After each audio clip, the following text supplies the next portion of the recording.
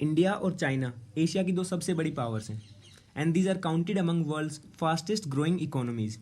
Both the countries play a significant role in the geopolitics of the continent as well as the whole world.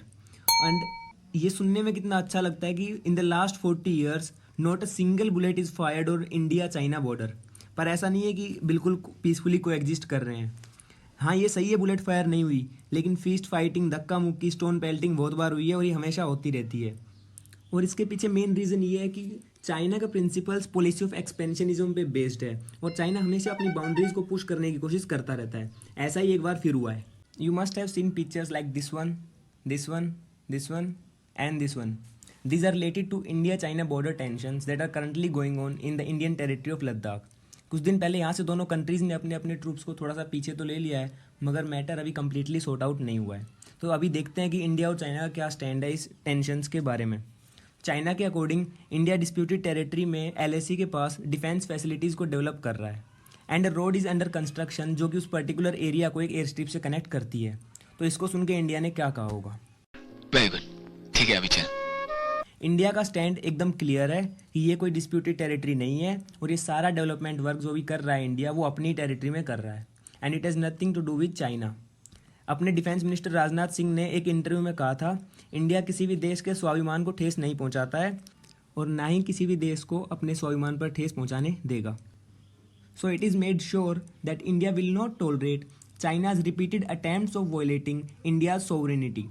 And China's aggressive policy of expansionism, along with its habit of claiming the territory of its neighbors and then bullying them in the name of disputed territory, won't work anymore. So China should not take its neighbors for granted, and certainly not India. जब दोनों countries के troops आमने सामने थे तो काफ़ी reports आ रही थी कि अगर स्टैंड ऑफ सिचुएशन एस्केलेट होती है तो ये एक वॉर में कन्वर्ट हो सकती है. So before talking about war, it would be wise to check where does India and China stand in the world right now. India is the largest democracy with a population of over 1.32 billion people. On the other hand, China is the largest autocracy run by a communist government and is home to more than 1.4 billion people. When it comes to area, India is the 7th largest country in the world and China is the 3rd largest country in the world. In terms of nominal GDP, India is the 5th largest economy and China is the 2nd largest. Together they contribute more than 18% of world's GDP. According to globalfire.com, India has the 4th strongest military, that China ranks at 3rd position. ये data देखकर कोई भी ये कह देगा the none of this two countries can afford a war with each other. बहुत से लोग ये कहेंगे कि चाइना की इकोनॉमी काफ़ी स्ट्रोंगर है इंडिया से, so it can easily crush India with its well equipped military. But remember one thing कि लड़ाई सिर्फ हथियारों से नहीं लड़ी जाती है. When it comes to raw strength, courage and experience in combat fighting, India is on advantages side.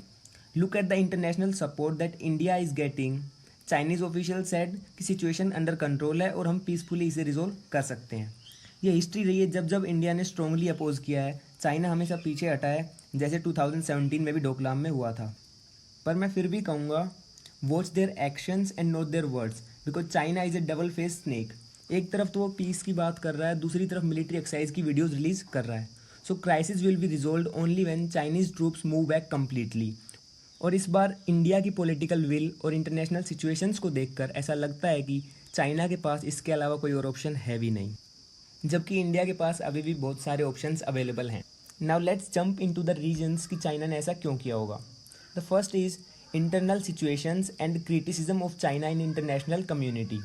अगर किसी कंट्री की इंटरनल सिचुएशंस को ध्यान से देखा जाए तो एक्सटर्नल सिचुएशंस अपने आप समझ में आने लग जाती हैं. China's mouthpiece the Global Times के एक आर्टिकल में लिखा था, the more Chinese nation is expose to international pressures the more it will be tightly united. This explains a lot. ये बात बिल्कुल सच है कि चाइना खुद भी वायरस से लड़ रहा है. काफ़ी रिपोर्ट्स ने क्लेम किया है कि चाइना में डेथ टोल्स बहुत ज़्यादा हैं, जितनी वो गवर्नमेंट उनकी प्रेजेंट कर रही है डेटा उससे कहीं ज़्यादा हैं. अभी वहाँ के लोग अकाउंटेबिलिटी मांग रहे हैं और गवर्नमेंट से कंपनसेशन की भी डिमांड कर रहे हैं. चाइना ने वही किया जो हमेशा करता है. It is threatening its citizens और विक्टिम्स को मार्टियर्स बता रहा है, which indicates that it is a matter of honour and does not require any compensation. बाकी कंट्रीज़ भी चाइना को ही इस पेंडेमिक के लिए ब्लेम कर रही हैं. वर्ल्ड हेल्थ असेंबली में ऑस्ट्रेलिया ने एक रिजोल्यूशन भी प्रपोज किया था for international investigation against China, जिसे इंडिया समेत बाकी लगभग सभी कंट्रीज़ ने सपोर्ट किया था.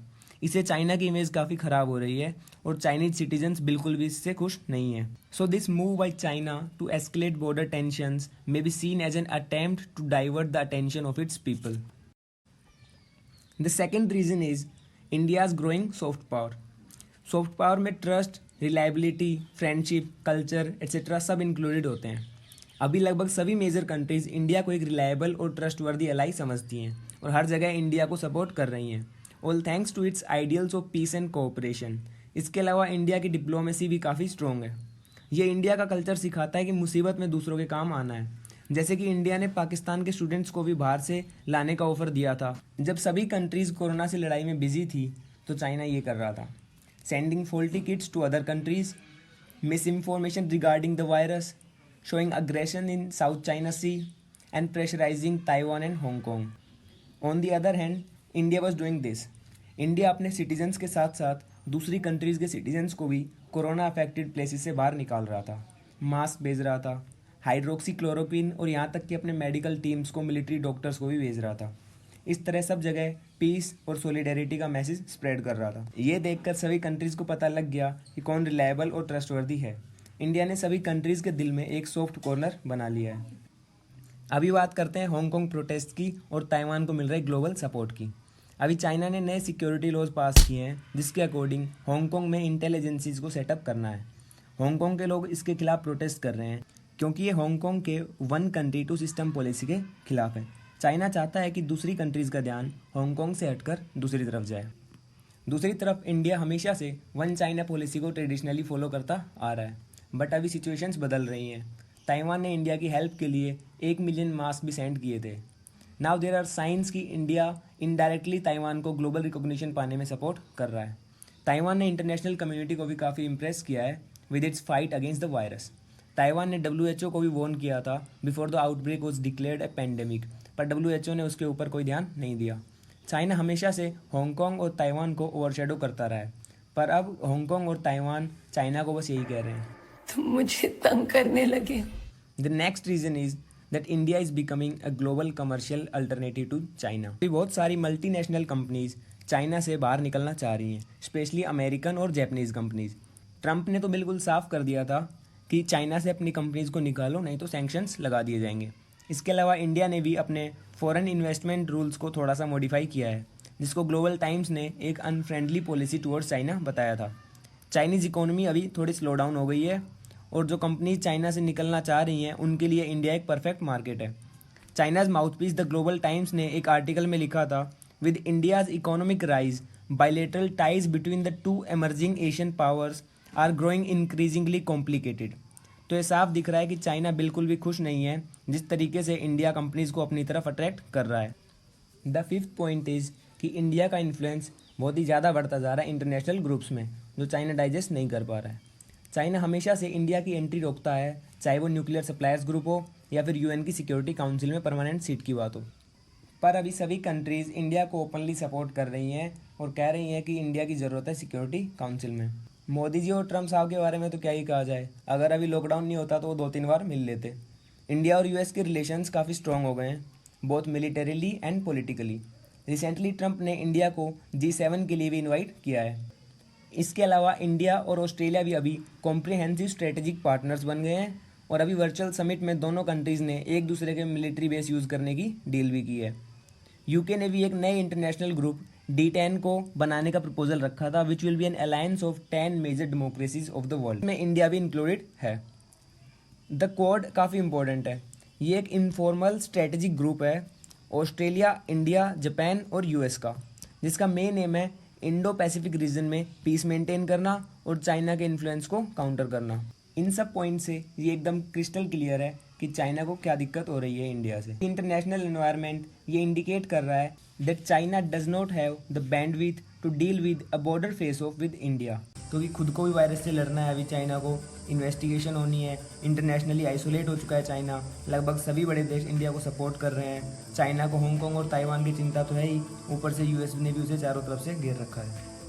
नाउ लेट अस सी कि हम लोग एज ए सिविलियन क्या कर सकते हैं, इसमें हमारी क्या ड्यूटीज़ हैं. चाइना इंडिया का सबसे बड़ा ट्रेडिंग पार्टनर है. हम लोग का ट्रेड डेफिसिट हर फाइनेंशियल ईयर में बढ़ता ही जा रहा है. जैसे 2017-18 में हमारा ट्रेड डेफिसिट चाइना के साथ $52 बिलियन का था, जो कि अब 2018-19 में $56 बिलियन पे हो चुका है। ये इसलिए क्योंकि चाइना इंडियन मार्केट को as a dumping ground use करता रहता है। इंडियन मार्केट्स को चीप और लो क्वालिटी प्रोडक्ट्स से इतना भर दिया है कि सब जगह बस यही दिखते हैं। इससे पहले कि हम लोग बिल्कुल इन्हीं पर डिपेंडेंट हो जाएं, हमें इनका यूज़ जितना कम हो सके उतना करना होगा। चाइनीज़ मीडिया प्राउडली कह रही है that Indians can hardly resist buying Chinese quality goods, पर हमें यह करके दिखाना है। हमें अपने नेटिव मैन्युफैक्चरर्स को सपोर्ट करना है, नहीं तो अपने इंडियन मार्केट में चाइनीज़ प्रोडक्ट्स के अलावा और कोई ऑप्शंस बचेंगे ही नहीं। मेड इन चाइना प्रोडक्ट्स को बॉयकॉट करने के और भी काफ़ी सारे रीजंस हैं जो कि काफ़ी सिग्निफिकेंट हैं, जैसे कि Chinese products specially electronics, apps और सॉफ्टवेयर्स को यूज़ करने में बहुत सारे सिक्योरिटी और प्राइवेसी इश्यूज़ हैं, जिनको बड़ी बड़ी रेप्यूटेड एजेंसीज़ ने अपनी रिपोर्ट्स में कवर किया है। ये इश्यूज़ लगभग सभी ऐप्स में हैं, चाहे फिर वो यूसी ब्राउज़र हो या फिर फ़ोन के साथ आने वाले बिल्ट इन ब्राउज़र्स हों, टिकटॉक हो, पबजी हो, कैम स्कैनर, हेलो, जूम, यहाँ तक कि शाओमी के स्मार्टफोन्स पर भी प्राइवेट डेटा लीक करने के आरोप लगे हुए हैं। हमें इन सभी मेड इन चाइना प्रोडक्ट्स को बॉयकॉट करना है या फिर कम से कम यूज़ करना है, ताकि हमारी डिपेंडेंसी इनके ऊपर बिल्कुल भी ना रहे। इसके अलावा हम लोगों को एक चीज़ और करनी है, वो ये क्या है कि इन सभी प्रोडक्ट्स की हम लोग को पब्लिसिटी कम करनी है। हमारी सोसाइटी में आदत हो गई है कि इन प्रोडक्ट्स के नाम पे ही हम लोग किसी के बारे में भी बात करते हैं, जैसे उसके अच्छे फ़ोटो आते हैं तो ओप्पो या वीवो का फ़ोन होगा। हमारे कनाडा वाले राजन भाई साहब के पास रेडमी नोट 4 था, तब वो यहाँ पे थे। गुप्ता जी के घर पे MI टीवी है, हमारे मोहित भाई के पास MI बैंड है। इन चाइनीज़ ब्रांड्स का इंडिया में मार्केट शेयर इतना बढ़ गया है, अगर अभी किसी से पूछ लो कि 20,000 तक का कोई अच्छा सा स्मार्टफोन बताओ, तो शाओमी या रियलमी के अलावा कोई और ऑप्शन मिलेगा ही नहीं। वैसे भी अगर हम लोग इनको कम खरीदेंगे तो सोसाइटी में इनका प्रमोशन अपने आप कम होने लग जाएगा। और मैं ये नहीं कह रहा हूँ कि बॉयकॉट के चक्कर में MI टीवी घर से बाहर फेंक दो या रनिंग करते करते MI बैंड को सड़क पर फेंक के चले जाओ। बस इतना कह रहा हूँ कि नेक्स्ट टाइम कुछ भी नया खरीदो तो ये मत खरीदना, देखना धीरे धीरे ये ब्रांड्स अपने आप रिप्लेस हो जाएंगे। इससे ना सिर्फ हमारे नेटिव मैन्युफैक्चरर्स को बढ़ावा मिलेगा, हमारी इकोनॉमी के लिए भी एक बूस्टर का काम करेगा। इसके अलावा पूरी कंट्री का मोरल बूस्ट होगा, सबको लगेगा कि सब लोग कुछ ना कुछ कर रहे हैं हमारे सोल्जर्स के लिए भी। So if you don't want कि तुम्हारे पैसों से तुम्हारे दुश्मन को हथियार मिले, तो बॉयकॉट करते रहो। ये हर बार होता है, लेकिन इसका स्केल बहुत ही छोटा होता है। हम लोग सिर्फ इतना कहते हैं कि दिवाली पे चाइनीज़ लाइट्स मत खरीदो, होली पे पिचकारी मत खरीदो, लेकिन इस बार हमें इस स्केल को बढ़ाना है ताकि इसका असर एक बड़े स्केल पर दिखे। और अगर नहीं किया तो इन सब की आदत डाल लो।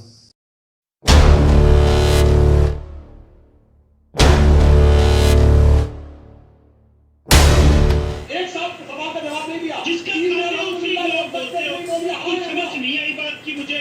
बोलिए ना, कोई समझ नहीं आई।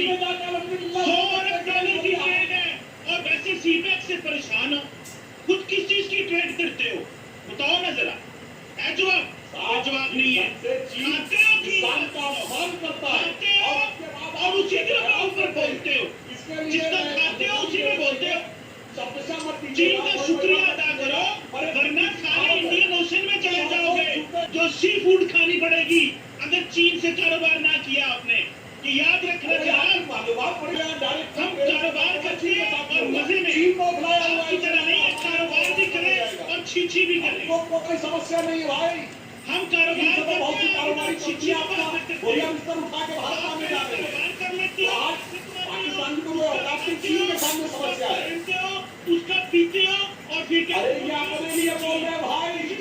वो आपको खैरात देता है, मुफ्त देता है, आपकी जमीन गिरवी रखती है।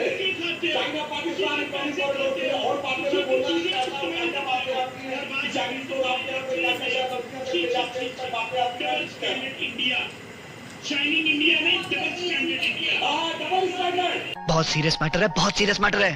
सीरियस। हाँ